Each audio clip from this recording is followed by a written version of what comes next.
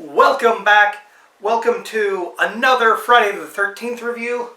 This time, as you can see, we are talking about Friday the 13th, Part 4, the final chapter. So, I'm again going to go through this, give you positives and negatives.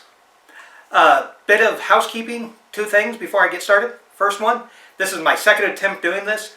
The first time I did, my thoughts were all over the place and just wasn't that good. So this is my second attempt. So that's why my hair looks sweaty. I just got back from a walk. I don't know if you can see it or not, but if my hair looks messed up, I was out walking. Number two, I was going to save this announcement till next time, but I'll do it now. I will be pausing Friday the 13th, if I'm still doing them. I will be pausing it on December 25th. That's right, I have a Christmas episode that is coming out Christmas Day, so everybody can look forward to that. I will reveal what it is next episode. But until now, just know that the series is going to pause for that one day, and then we'll get back to Friday the 13th, or Nightmare on Elm Street, or whatever it is I am working on at that time.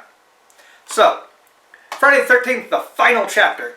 This is one I have seen a lot. Not the one I've seen the most, that's still to come. But I have seen this one a lot. Friday the 13th Part 3 I've seen a lot as well.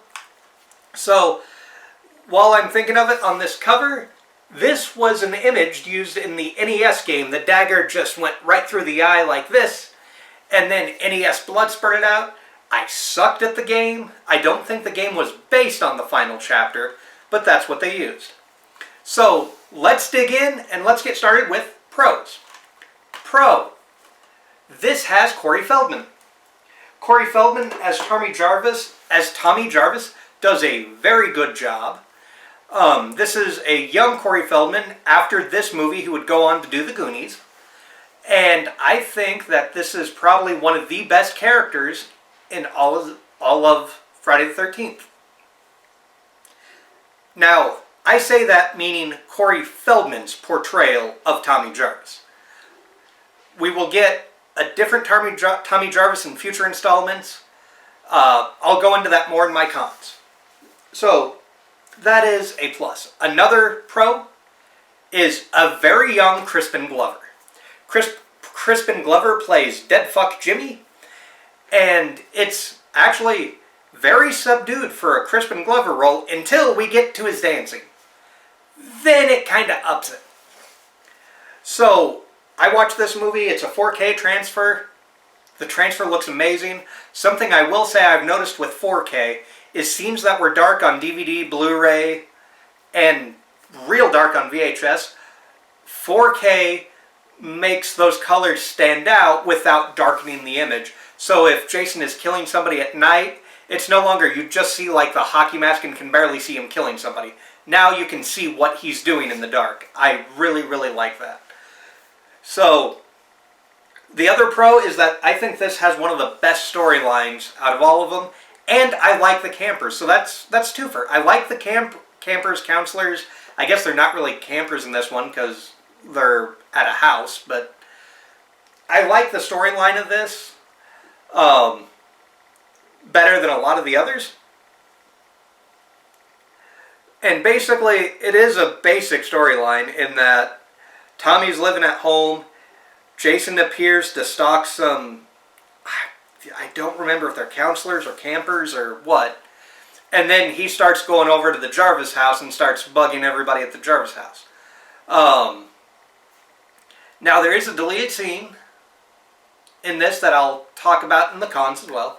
But yeah, I like the storylines. I like the campers. The campers are more well-liked and are, oddly enough, more well-defined, at least for a Friday the 13th film, whereas in future installments and a few previous ones, they were just like Jason fodder. Here, they have personality. So let's dig into the cons, shall we? Con number one. It can get boring in places. There are scenes where this movie can just drag. Another con, Tommy Jarvis. So, I said he was a positive.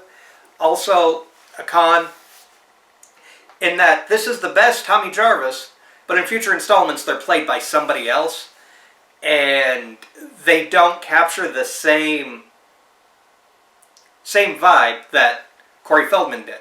Now that could be down to Corey Feldman's age because he was younger here. That could be due to the writers just not thinking about it.